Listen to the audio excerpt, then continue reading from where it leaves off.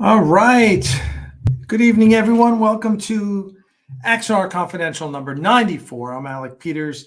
Welcome. We are back. Big, bad, and better than ever. It's great to have you here. Tonight we have Geoff Fagien, our illustrious DP, and we totally redid downstairs here in the dining room, the former dining room. Then it kind of became the workout room, and now it's the office. And so we kind of set it up so we could live stream down here. And Geoff brought lights in and hooked up our DSLR camera that we bought. So the quality, as you can tell, the quality is really, really good. So I'm going to, let's check out everyone, see how everyone's doing. A lot of the usuals, right? Axanar Gaming, that's Charles Williamson. How are you? Tesla's here. It's good to see you guys. Stephen Ross, Daniel Farrell, how are you? Glad Daniel says glad to have you back. I'm glad to be back. Thank you so much. When is Azande? I don't know. What is Azande? Is that Axanar in like Swahili or something? So Claude Sailing, how are you? So it's good to see it. So much has been happening lately. Good and interesting, let's just say, since nothing's bad. So I want to cover a lot of the things that's going on right now. I'm going to read some of your comments and check in and answer any questions you guys have. Especially treat this like ask me anything, right? You got a question, you ask it, and I'll answer it. The important thing is we are back. We are hard in pre-production. We're really excited about that. We'll talk to Geoff Fagien about it. We've got the November shoot here in Atlanta, which are basically reshoots. And it's a one-day shoot, but there's a lot of happening around it, and I'll tell you about that. We're doing I'm actually being interviewed for a film by another filmmaker, but we're kind of lending a hand with it. And it's kind of an interview style, Barbara Walters style interview, and it's with me, and it's talking about a lot of stuff that's not Axanar, but everything that's going on. And so that's going to happen at the same time we do this one-day shoot, and it's going to be great because we are going to be live streaming the entire shoot. So we will have a host on site live streaming the shoot, bringing the actors in, bringing the crew in, and you're going to get to talk to everyone. You're going to see them. You can answer them questions. And we're going to live stream the whole thing so you guys know what's going on. So we're really excited about that. And that one-day shoot is 3 characters. J.G. Hertzler as Travis, Rob Pralgo as Robert April, and Corax. And they're reshoots because all those characters went before. And what's happened since we've last talked pretty much is Stogie, our YouTube producer, has done a great job. He took all the footage that we had shot in October 2019 under the old director, and he put it up for us to all review. And what became apparent to pretty much everyone who reviewed it was a lot of the footage was just not usable. It was just not what we wanted because, listen, the former guy, we're going to call him the former guy, kind of like everyone calls Trump the former guy. The former guy, he had his own, he didn't like Prelude. I got to be honest with you. And it started out like he didn't like the way it was acted. Then he didn't like the way it was shot. And that, for someone who didn't have a resume, a significant resume, he had a lot of opinions about what was wrong with Prelude, none of which we've heard from the fans. I mean, I think it's universally loved. And Milton, the DP, did a brilliant job. Milton Sandiego, who was a DP on Prelude 7 years ago, did a brilliant, brilliant job. He had a vision. He conveyed that vision to our director. And so there's a certain look to it, as you can tell. It's a documentary look, but it's pretty tight. Oh, that's our dog. Sorry. Itty Bitty's not happy about being locked up. Poor idiot. So we looked at the footage, and we just felt, especially J.G. Hertzler, I think everyone who saw the footage that J.G. Hertzler said, he does not look good. And his costume was all bunched up, and because the former guy wasn't looking through the camera, looking through the monitors to see what was the camera was actually getting, he was too busy talking to the actors constantly. Now, Christian did that as director of Prelude to Axanar, but Christian had this amazing DP and who knew what he wanted. Jim, our DP, who's a fantastic DP on the October 2019 shoot, he was kind of following the directions of the former guy, and that guy the footage does not look good. I would not release the footage of J.G. Hertzler because I've got too much respect for J.G. And one of the things you do is you make your actors look good, right? And J.G.'s totally on board. He's flying down. We're totally excited about that. Robert April, same thing. Just the way things were shot. We're going to talk a little bit about this with Geoff. It's just not going to work for us. Plus, they lost half the footage of Robert April. Another problem we had with the former guys, they lost footage and kind of hid it and then blamed it on other people, and it just is not a good situation. So both Robert April and Corax, half the footage was lost. So we have to make up for that. And then Corax, we are recasting the role, just bottom up recasting that role. So those three, once we get those three, and then we have some of the actors, some of the footage we're going to be able to use from that October 2019 shoot, specific actors we're going to be able to use. And which is great. I'm excited about that because there's some great characters and some great actors. After we do the shoot in November here in Atlanta, we're going to do a 2 or maybe 3-day shoot in LA, and that's probably the beginning of January. All the visual effects makeup, 2 Andorians, 2 Vulcans, 2 or 3 Klingons. It's going to be a lot of fun.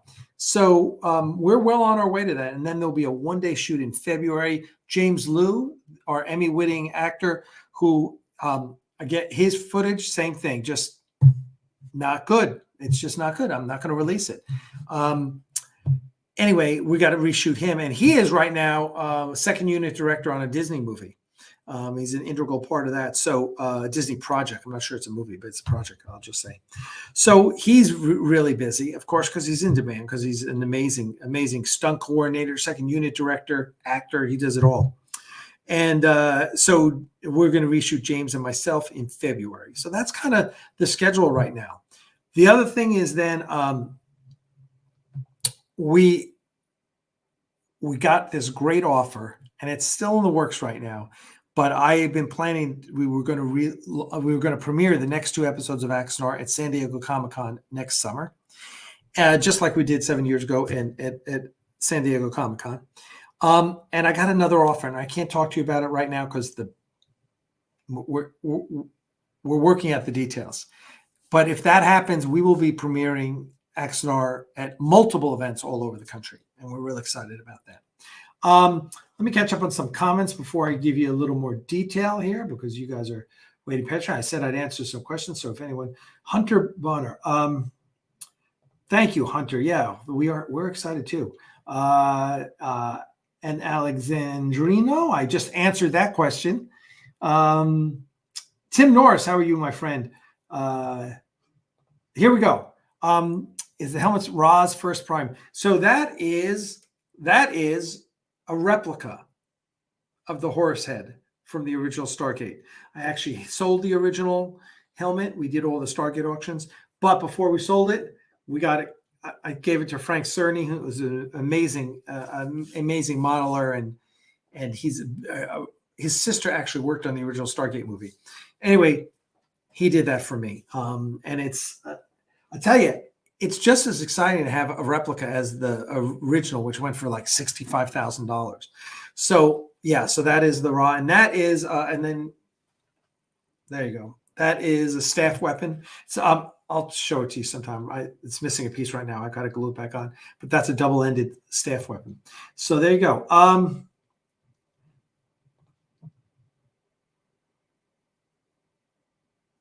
Yes, exactly, Hunter. That's exactly why I'm telling you. It was an important story. It was the story of Garth of Izar. It was a story about how did things get to the point in Errand of Mercy? How did we get to and then really that story of Axanar then evolved into really a touchstone for Star Trek VI. I mean, once you see Axanar and once you hear the audio drama with a complete story, you'll look at Star Trek. You'll have to go back and watch Star Trek 6 again because it's going to mean something different to you.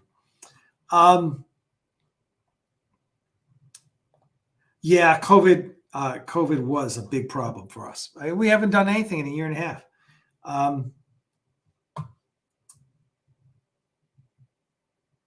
I'm not sure what you're not happy about, Alexandra. No one's making a lot of money. I'll guarantee you that. Yeah, the staff weapon's pretty cool. Thank you. All right, let's see. Thank you, Shane. We appreciate that comment. All right, and listen, I'm also going to tell you right now, I'm really going to encourage you to become a member of the Aries Studios Patreon campaign. That's really important because that's how we keep the studio going. We have a full-size USS Aries bridge set. We just moved. And if you're a member of our Patreon or if you're a member of the Axanar channel here on YouTube, you're going to get inside information. We just shot a video just for you guys, kind of a little walking tour of the studio. We just offered specific perks for the Patreon donors. We give out free stuff all the time. If you're an ongoing donor, we want you to get free stuff. So we got please check out our Patreon campaign. That is how we keep the doors open. And we're going to be doing these live streams. We'll have special ones just for Patreon donors. We'll be doing Axanar Confidential, hopefully once a week moving forward. Typically, it's on Friday night. This week we did Sunday because we just set up the studio yesterday. So there you go. Yeah, there's Axanar Gaming says you need to hang some more props on the wall. Literally this morning we were moving all the furniture, and Geoff was putting lights up and everything. And Geoff is here in Atlanta, so we're going to join him shortly.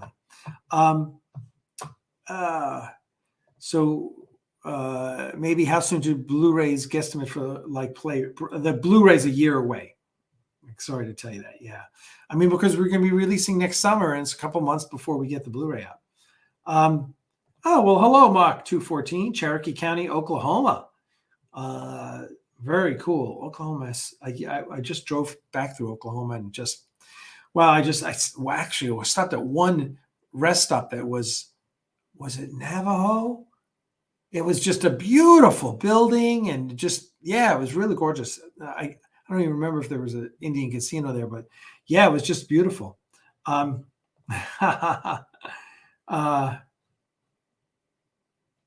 Donnie Pearson, how are you? It's good to see you again. And Wright hits it on the head. This is a passion project. And not only that, it's a passion project for people that want to make Axanar. We're not here to fulfill some sort of agenda. And unfortunately, I think our previous two directors had agendas that we're trying to fulfill, kind of self-serving agendas. They weren't here for the project. We're here for fans. We're here for donors. We're here for you guys. And for us, it's making the story we want to tell you guys. So, yes, thank you, Force Raider. Yes, they have told us that, and that is exactly it. No, this is not the change. I'm at home. This is a room at home that's been converted into my office and my studio. So this is home. Hey, Paul, there you are. How are you? So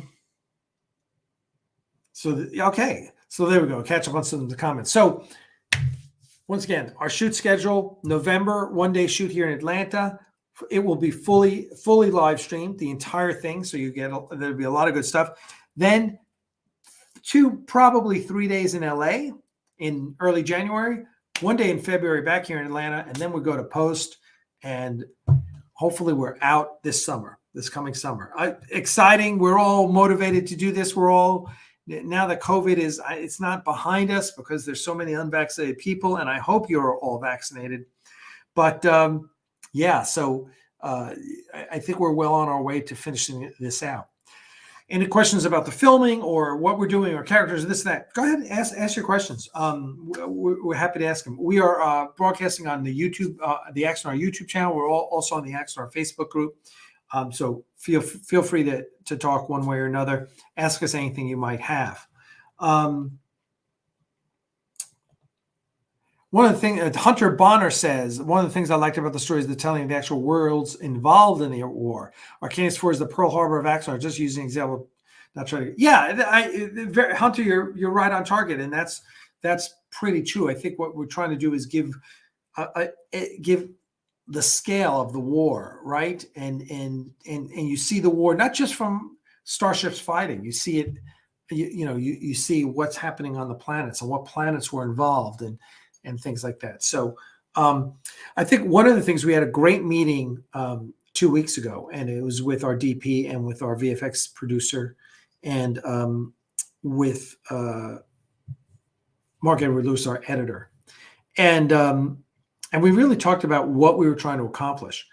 And the thing I said was, look, everyone loves Prelude, and they love the look of Prelude and the way it was shot. And so rather than us trying to impress upon, well, I want to do this or I want to do that, how about we do what the fans want, which is the fans want more Prelude. They just want the continuation of the story. Oh, by the way, here's Pee-wee, my little mascot. Everyone knows Pee-wee is my little Chihuahua. He's a rescue. He's one of 3 dogs we rescued back in 2017. Right, buddy? When we just see, he's a good boy. So, and that's Itty Bitty, our 4th dog. We have 4 little dogs. So easy. So anyway, easy. I may have to release the hounds. Hold on. Poor Itty Bitty. I had to lock her up because she wanted to play. She has these little orange tennis balls, and she always wants you throwing them constantly. We have like a big Nerf gun that we shoot them outside, and she goes and chases them. Anyway, so I think that at the production meeting, we really said, look, this is Prelude. Everyone loves Prelude. We need to give them the rest of the story, but make it consistent. That quality. Like if we're not better than Prelude, we're the same as Prelude, that's still a huge home run. And the challenge is, the last guy came in and said, I'm going to do this better, I'm going to do that better. And he had no basis on which to justify being able to do that. No, he didn't have the experience set that justifies saying that. And what we saw was not that. So I think we're really all focused on giving you guys what you want, which is something that looks like Prelude, that quality, that really dynamic filmmaking. And we're going to talk with Geoff Fagien here in a minute and get his feedback on that. So Olive Drab is here. How are you, Alexander Rosenzweig? How are you, sir? I've known Alexander for 30 years. Not closely, and we lost touch for like 20 of those years. Martin Noah is vaxxed. You're super vaxxed. He had COVID. He got vaxxed. He got a booster, and he got COVID again. Jeez, you are a COVID machine. All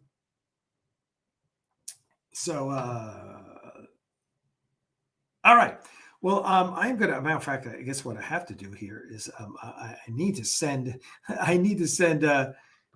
Geoff an invite so he can join us. Hold on a second. Oh, that's Facebook. All right, let me just.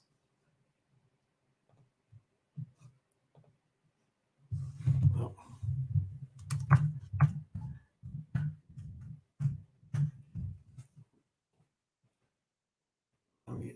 Now I need to log into Facebook. Well, the good news is we had sound when we started, huh? All right, so let me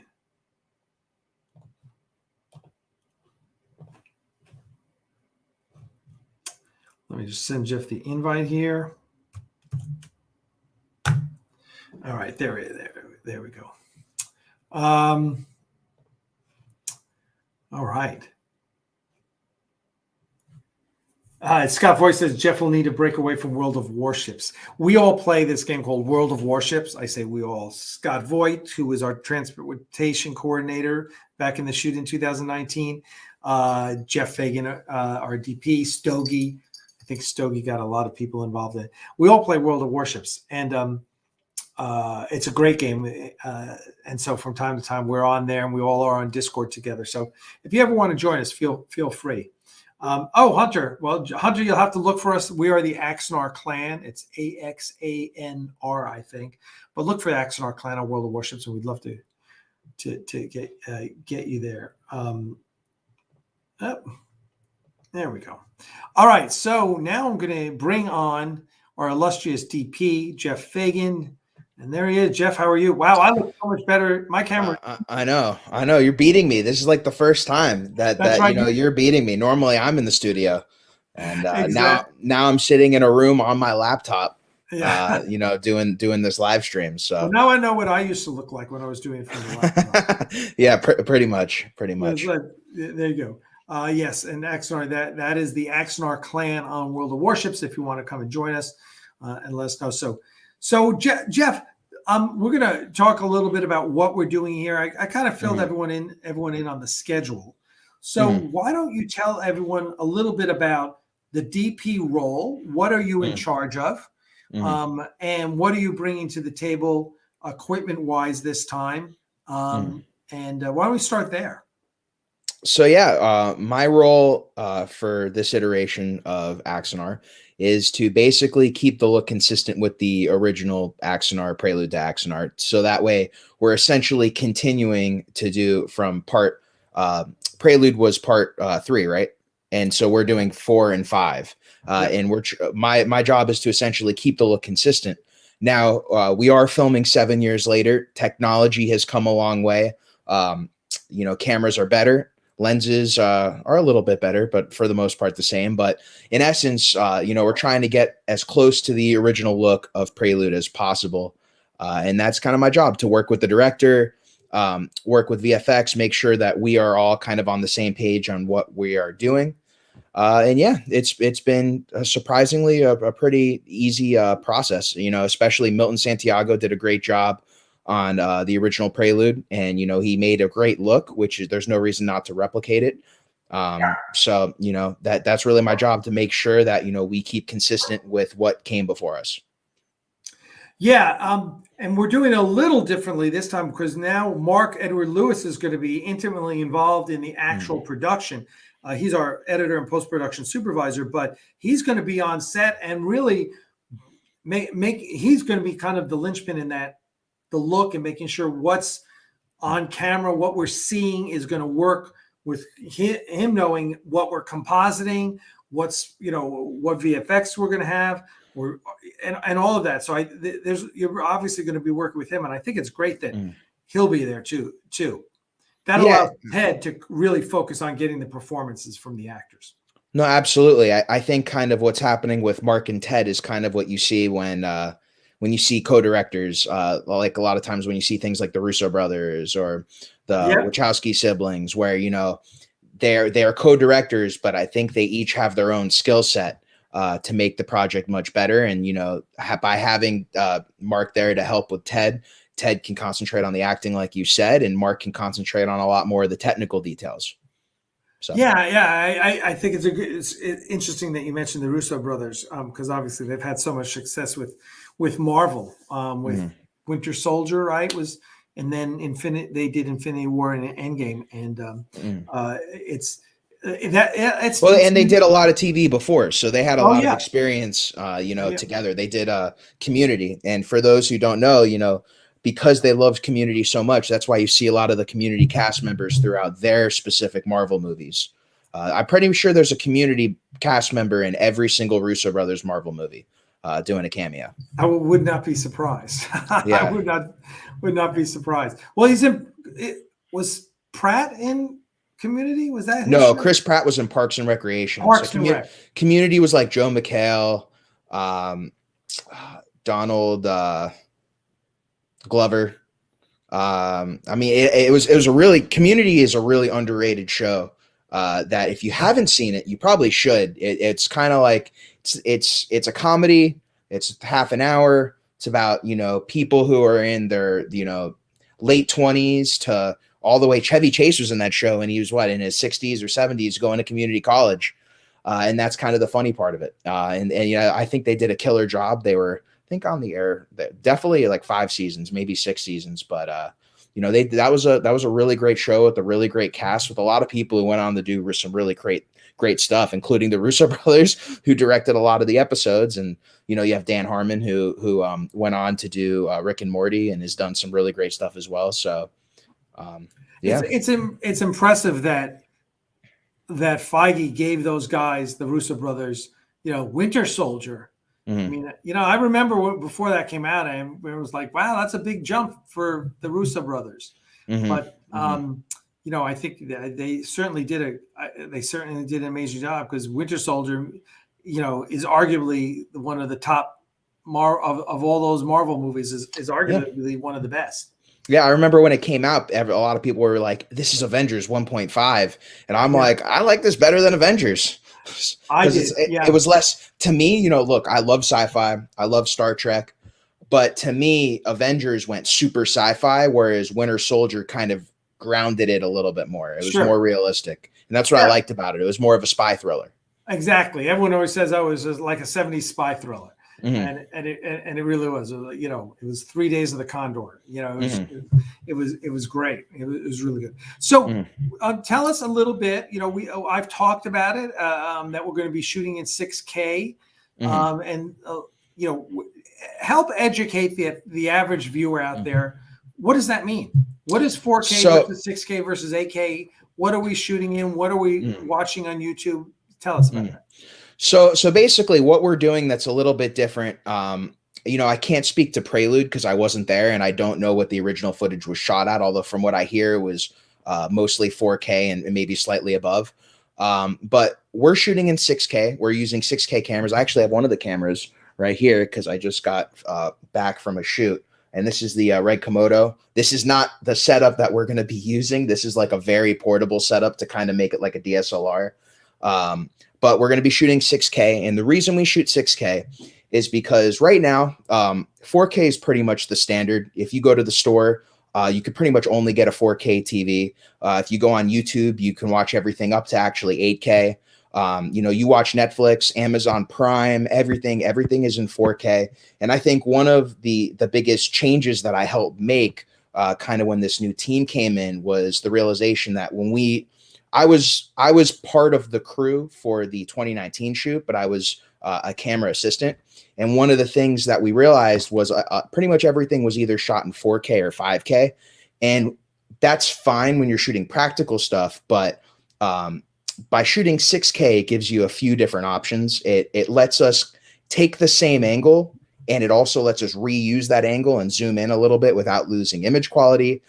It's also much better. Higher resolution is much better for green screen, which is pretty much the rest of what we're shooting. From what I understand, most of what we're shooting is green screen, the remainder of the project. So the better resolution, the better and easier it is to key.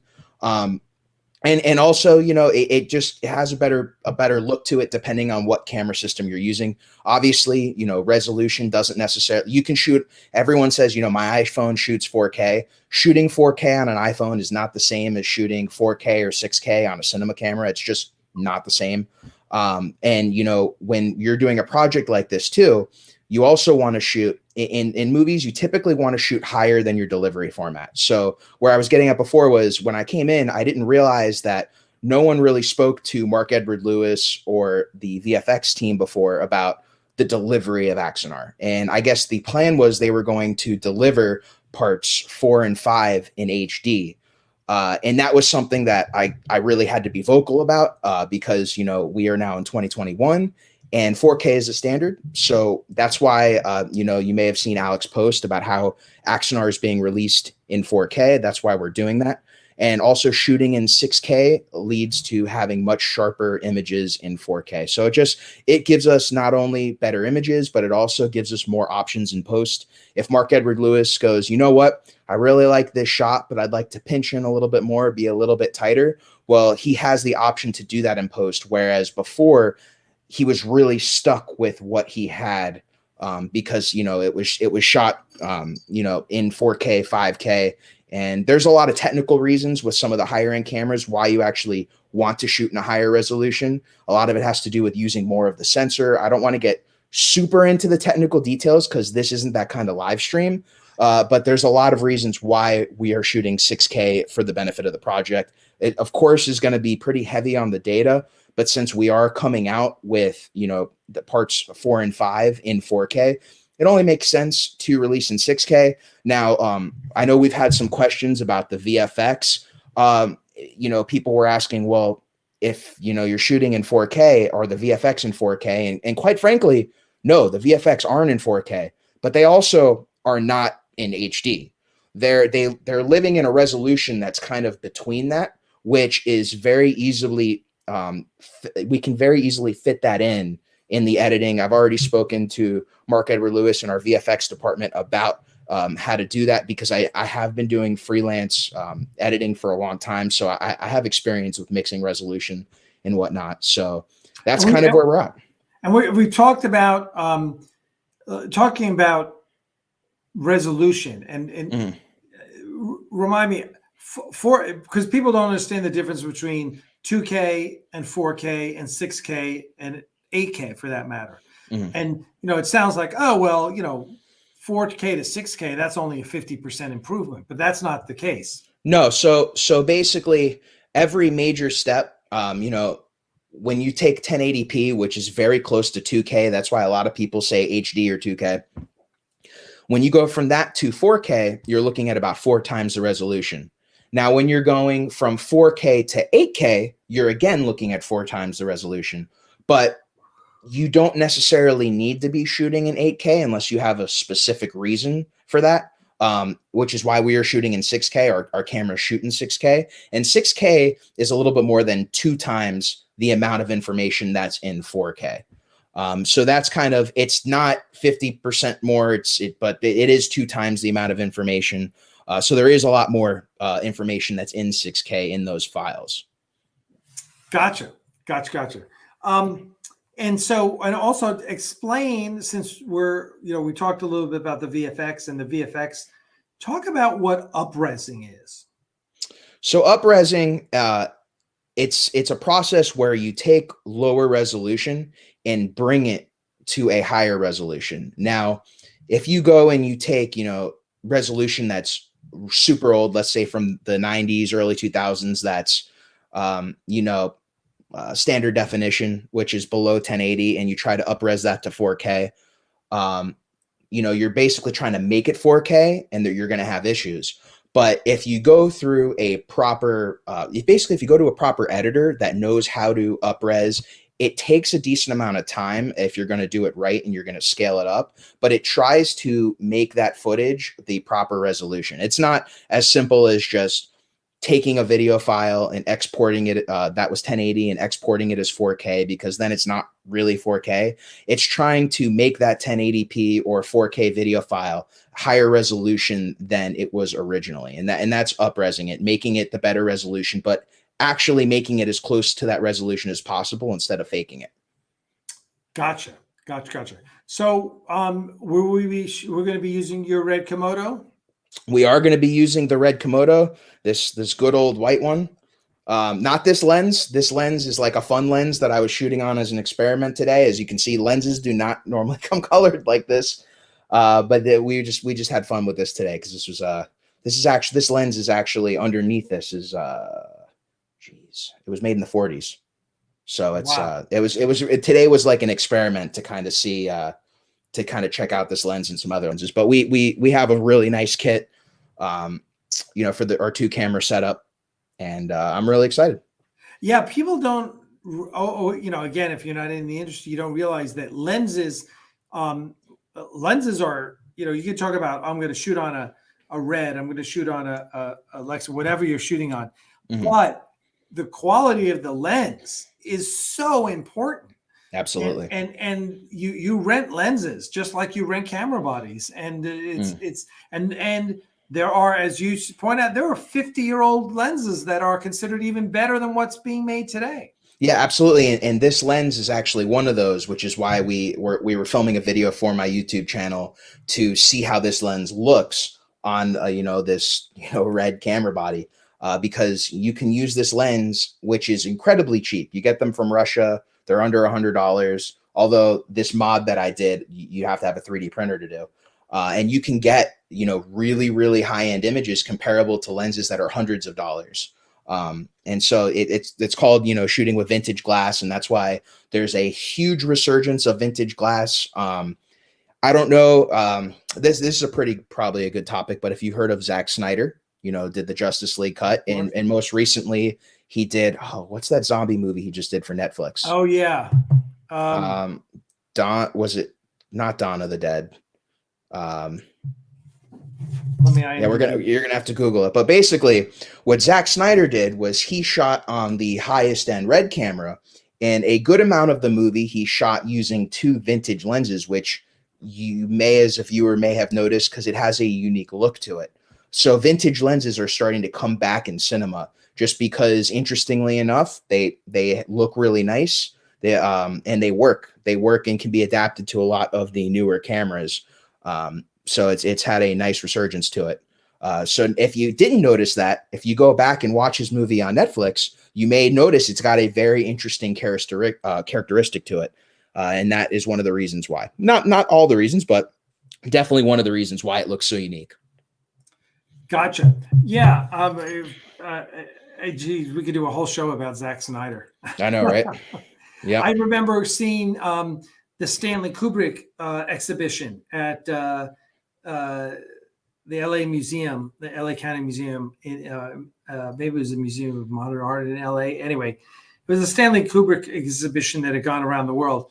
And it was amazing how there was just one huge display, and it was all his lenses. They had all his lenses, and they were talking about all his lenses and why he used different lenses. And of course, you could talk about both the art and the science of cinematography. Mm-hmm. And Kubrick was certainly a scientist as much as he was an artist. He seemed, not only the lenses he used and he cultivated and kept, but just inventing technology, just a lot like George Lucas and the ILM guys did. Yeah. No, and what's even interesting about Zack Snyder, which a lot of people in the industry know this, but people who casually watch his movies don't know. Normally he just directs, which is typical for a director. But on the zombie movie that he used these vintage lenses, he was actually the director and the director of photography. He took both roles for this movie, which is very it doesn't commonly happen nowadays in big budget movies like that. And I think for what came out of that movie, it was a fantastic job for somebody who had two of some of the biggest roles behind the scenes in the crew of a film, especially a feature film. Yeah, and if you're on, is it on Amazon Prime or Netflix? They've got the whole making of that zombie movie. They've got the whole documentary about the making of that zombie movie, and it's awesome. I honestly love that more than I love the movie itself. Yeah, I think they actually released a lot of that behind the scenes of making the movie on YouTube, on the Netflix YouTube channel. So sorry for my messy hair. I just got back from a shoot like not too long ago. But yeah, there's a lot of that information on YouTube. That's actually where I saw a lot of the behind the scenes, where Zack Snyder actually talks a lot about it. He sat down with the president of Red, Jared Land, to speak about, him shooting on red and why he chose red and kind of his process, because it was so unique, as a director and DP / cinematographer of a movie. So cause he had to decide how he was going to lens it, how he was going to film it and direct the thing. And it's interesting to see a lot of the shots too, cause not only did he, I guess the other part I left out is not only did he DP it, not only did he direct it, but there are a lot of shots that he manned the camera. Oh yeah. And which is crazy because now you're taking 3 jobs. I mean, look, there's some jobs where as a DP, I will man the camera, of course, but I'm not manning the camera all the time. And the fact that, he did so many roles in that movie, it's a testament. Whether you like Zack Snyder or don't, you got to give that man respect for what he put out in that film. It was pretty amazing. Yeah. I agree. And it was Army of the Dead. That's the name of that. There we go. That movie. I have always felt that Zack Snyder was an amazing visual artist. You go back to 300, his first big film, right? Actually, his first big film was Dawn of the Dead. Okay, I guess I wouldn't consider that wasn't as a big hit as was 300. Yeah, I guess. But I was just saying because I remember watching Dawn of the Dead, and for years I didn't know that was him. Right. Yeah. No, that's true. Yeah, he did Dawn of the Dead in 2004, and then in 2006 he did 300. Mm-hmm. And then in 2009 he did Watchmen. Mm-hmm. And then he did Sucker Punch, and then, which was not my favorite. Listen, Sucker Punch isn't a lot of people's favorite, but visually it was really, really strong. That's true. It was an interesting movie for sure. It was interesting. It wasn't everyone's cup of tea, but you think of 300, you think of Watchmen, you think of Sucker Punch. I mean that's an impressive trio of movies of visually. He's certainly making a statement about the kind of visual artist he is. So anyway, I have mad respect for the guy. I think, maybe he needs a better co-writer. I don't know. I'm not smart enough to answer that, but some of the things that people, and also he's taking a lot of chances, and not everyone is going to agree with, with his choices, right? Mm-hmm. Whatever.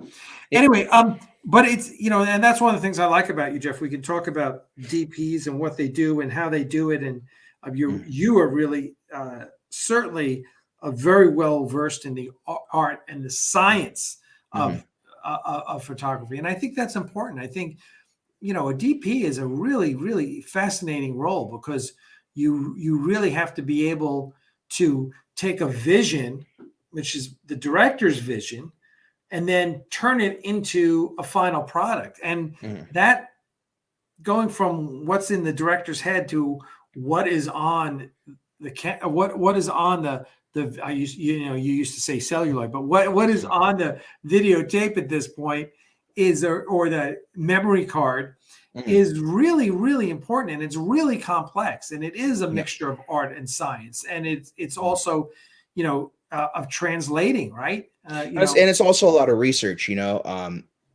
Everyone does some great work, and everyone also makes mistakes. You learn not only from your mistakes, but something you need to do as a DP and really as a person is research. When other people make mistakes or do something great, you want to learn from that. And that's something that I've been doing a lot for years, is doing a lot of research, especially as I'm not a unionized DP. I'm mostly freelance, especially because I live in South Florida, although I'm looking to move up here to Atlanta, which is why I'm here this weekend.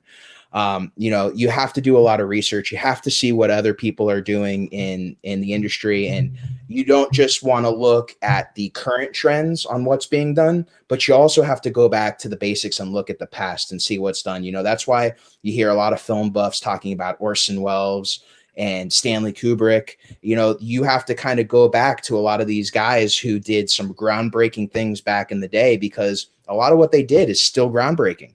And you have to just do your research. You can't just step into the DP role and think, I'm just gonna put some lights up and make it look nice, because that's a recipe for a disaster. You really have to do a lot of education. You have to watch a lot of movies. I find it interesting when I find DPs that aren't like the biggest movie buffs, because then it's like, you'll all of a sudden bring up a movie like 2001: A Space Odyssey, or there's just so many movies. 2001 speaks out to me because it was one of those movies when I was a kid where I was like, oh my God, like it was so different, because it wasn't like Star Trek. It just had its own vibe to it throughout the entire film. It was just so different from the sci-fi I was used to, but it worked. So you just have to do a lot of research, and that's what I love doing. I'm a huge movie buff. I've got a little mini movie setup in my house where, I put on movies and I kind of analyze them frame by frame. There's even websites now for people who are into filmmaking. One of them is called shotdeck.com.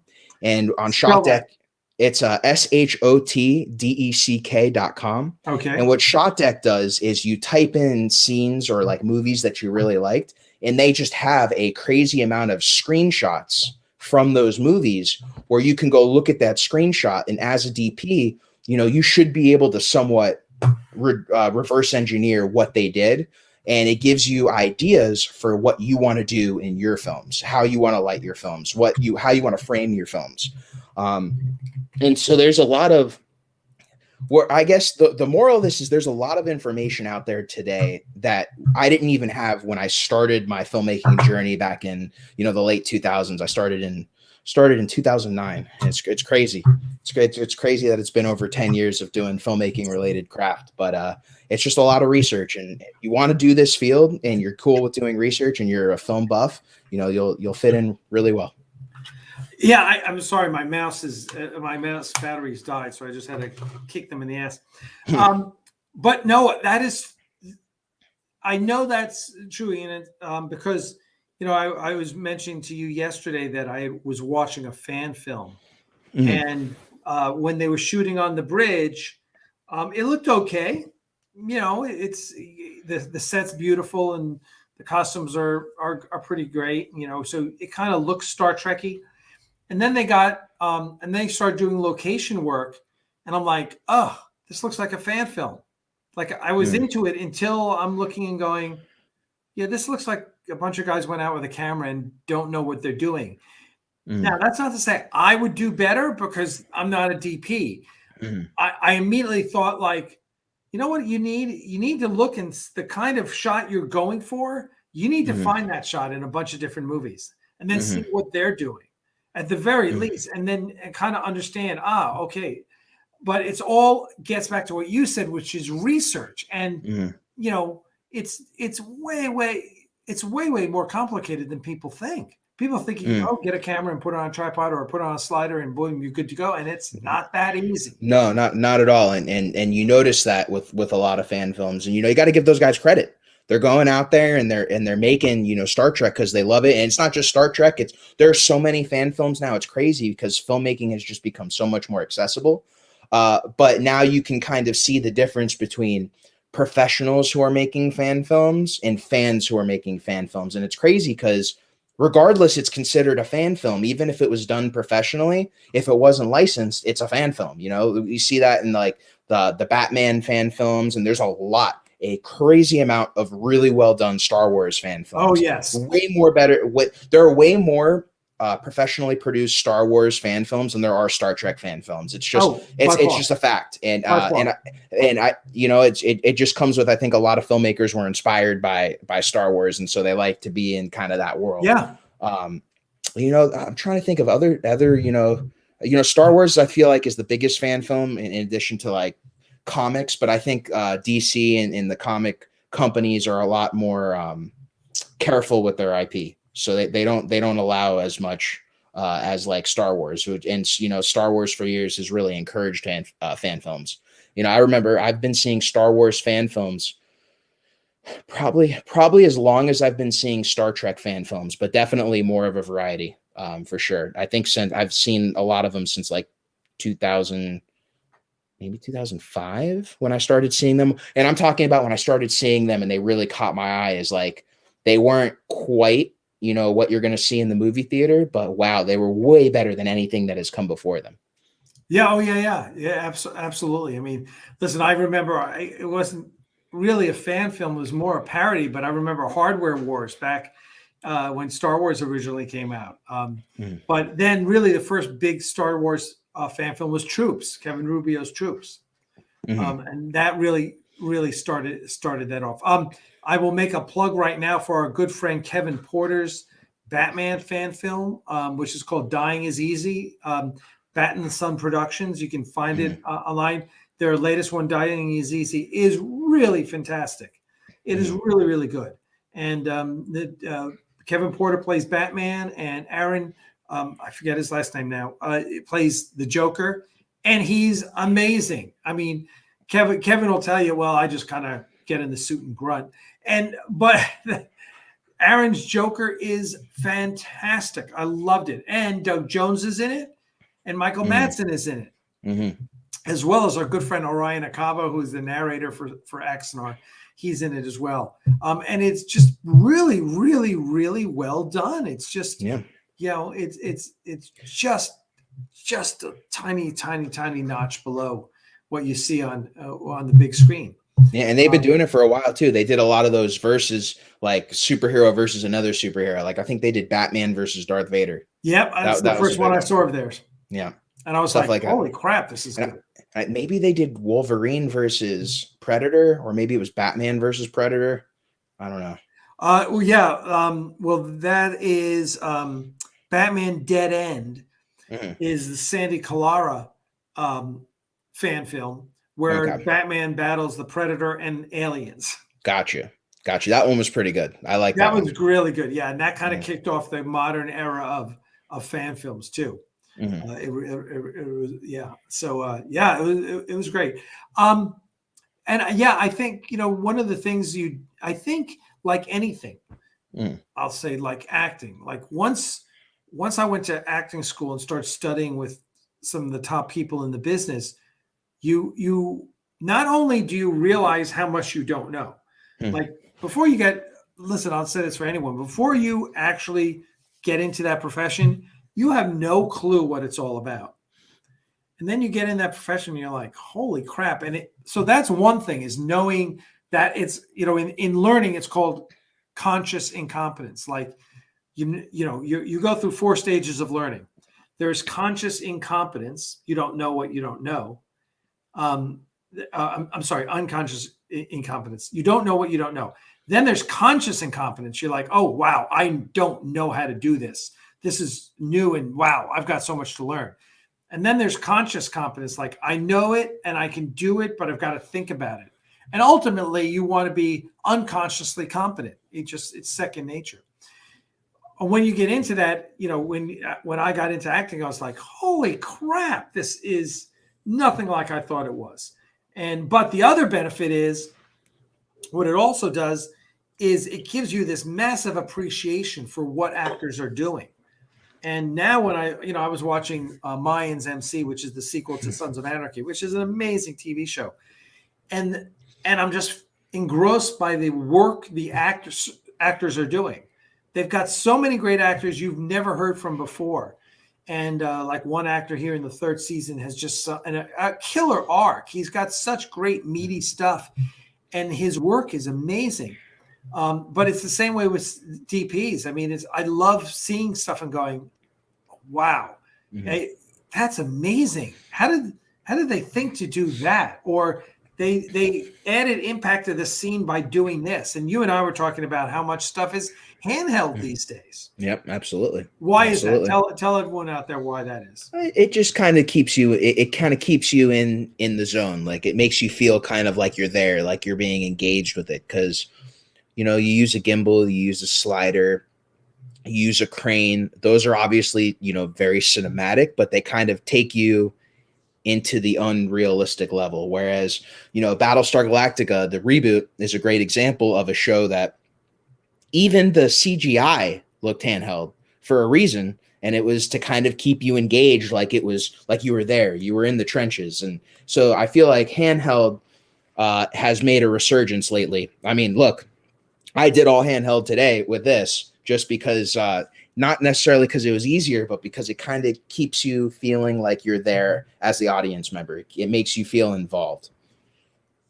Yeah, someone's also pointing out Babylon 5. The news about Babylon 5 is in development by J. Michael Straczynski at the CW of all places, which I think is concerning for a lot of people. I'm not so worried about it because it's J. Michael Straczynski and he's going to do his thing. But I think unfortunately, CW isn't exactly the epitome of fine filmmaking craft. Yeah, I mean, look, I respect what they did. I respect what they did with Arrow because I think the first few seasons of Arrow were magnificent. But I think we all have to remember that a lot of the content on the CW is really meant for a younger crowd. And that's why when you see the stuff that's on HBO Max when it comes to DC properties, and then you see the stuff that's for DC properties on CW, there's a complete difference in tone.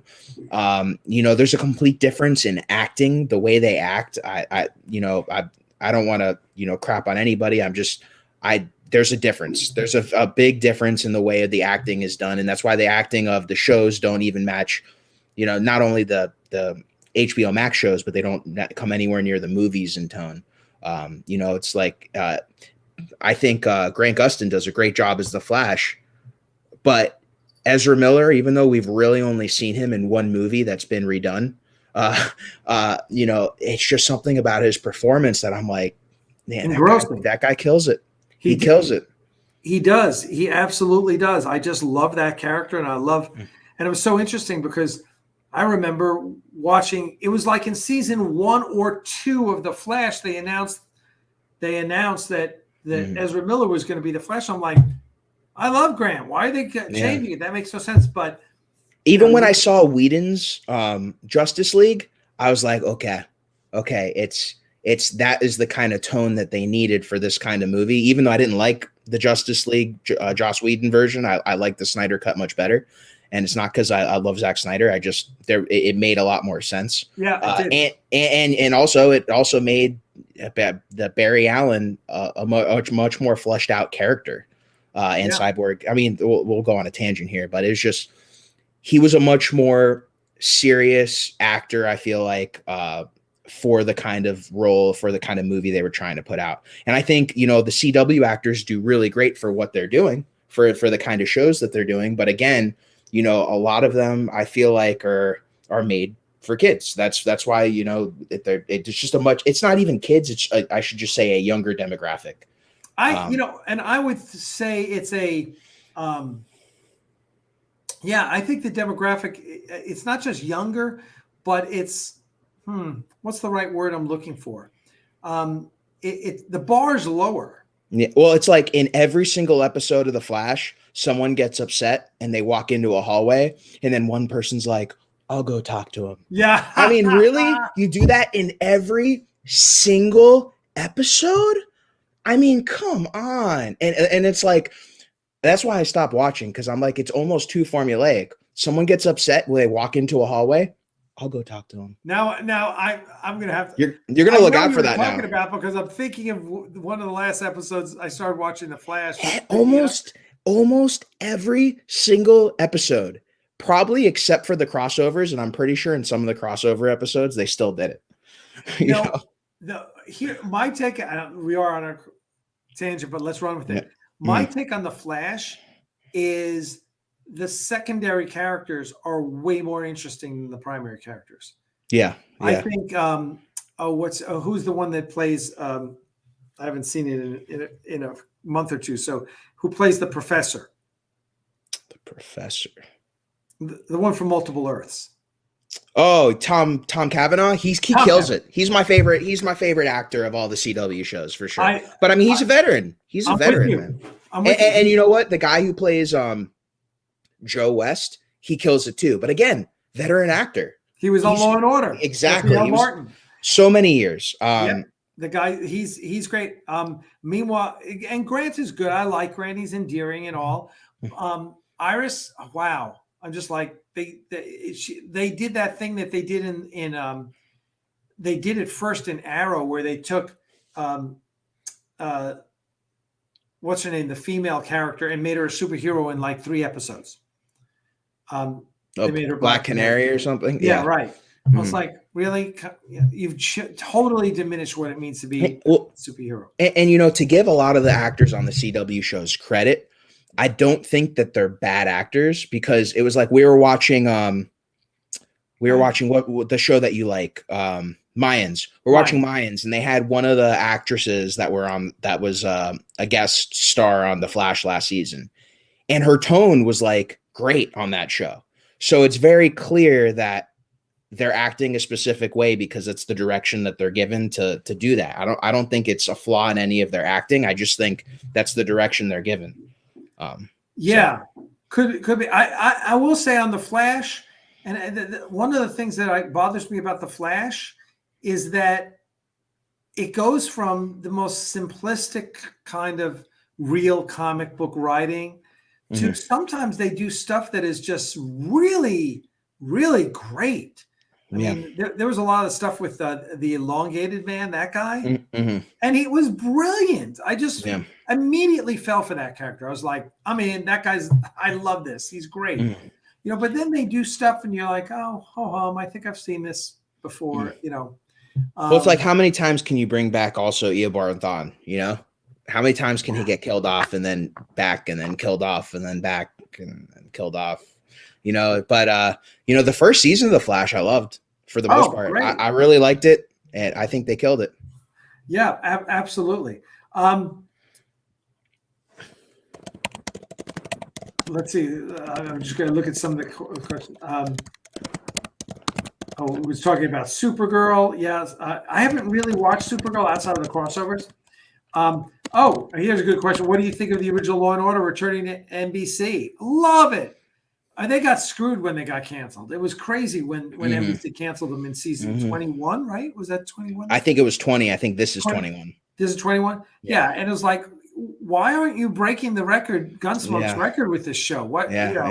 Which they wound up, SCVU wound up breaking it. Yeah. And I love the original. I hope Sam McCoy's coming back. Yeah, I know, right? I know. He kills it. He kills it. Awesome. I have a sneaky suspicion, though, that even if he's in it, it's going to be to a lesser degree that it was before. But I could be wrong. We'll see. Now, before the show was over, did they elevate him to district attorney, to the man? I don't know. I haven't caught up with the most recent. I actually watched Law and Order. I think they did. I watched the Law and Order for the most recent Law and Order when they brought back Christopher Maloney's character for his new series, and they did the crossover event with SVU and his series. That was like the first time I watched Law and Order in like 10 years, and I loved it. I just never get the chance to watch it. It's a great show. Alex Rosenweiss said, if B5 were in the same world as the original, I'd be all over it. But JMS seems dead set on just replacing what he did before, and that's a non-starter for me. I guess I think the challenge for JMS is that B5 is so beloved, and there is, even though it's uneven, there is such brilliance in that show, specifically as we've talked about many times with the characters of Lando and Jakar. Who I would argue are two of the greatest science fiction characters of all time.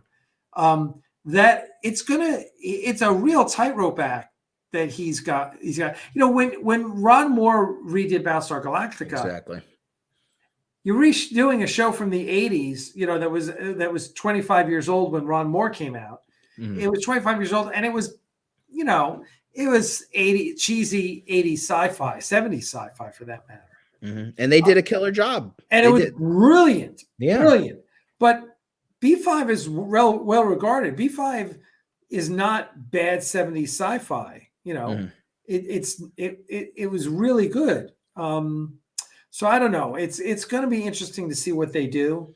And I would wish JMS well, and I'll be watching, of course. And hey, has everyone seen the new Picard trailer? There's another new one, or the one from Star Trek Day? No, there's a new one.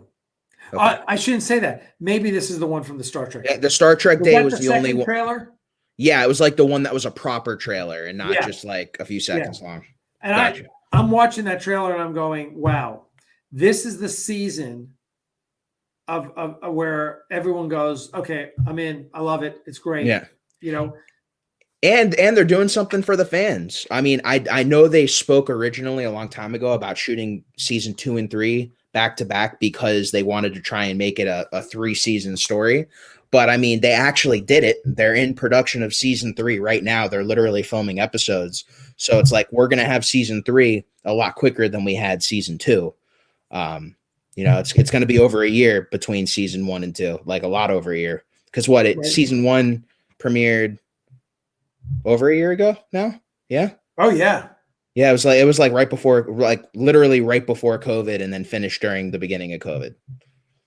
So it's, we'll get it a lot quicker this time. And I saw some of the behind the scene pictures of some of the sets, and all I can say is it looks like there's some new sets for season 3. Yeah. And it's going to drive all the YouTube haters wild. They're still telling everyone how Alex Kurtzman's being fired, and it's just like, oh geez, give it up. He's not getting fired. Oh, and it reminds me, I just got a message about it. One of the things I forgot to bring up earlier when we spoke about shooting in 6K, there were some, questions about, if you're shooting in 6K, or are you going to see people's pores? Like, is it just so much resolution that you're going to be able to see every wrinkle on their face? And there's two answers to that. One, we have hair and makeup. So, makeup does cover some of that. But the other answer is, when you shoot with cameras, a lot of the times you use what's called diffusion filters that go in front of the lens, which is why when you're shooting at higher resolutions, you want to use diffusion filters, because not only does it make the image a little bit more pleasant, but it also does things like soften the skins, like soften the wrinkles. Sure. And that's why when you shoot 6K and you use diffusion filters, you don't want to go beyond 4K. You don't want to crop into a 1080p image, because you're using diffusion, softening up the image, but you're making people's skin tones and faces look a lot more pleasant. So we are using diffusion filters in addition to obviously hair and makeup. So shooting in 6K really isn't an issue for that. Obviously, if I was just filming Alec in his little studio room right now with no hair and makeup, shooting him in 6K and shooting him up close, then yeah, you're going to see every pore on his face. But that's not how we're making Axanar. So I just wanted to make that perfectly clear. There's a nice, you got a nice call out from Josh Irwin. Geoff is an amazing talented DP. Looking forward to the work he will do. Josh is one of our dear friends. So thank you for that, Josh.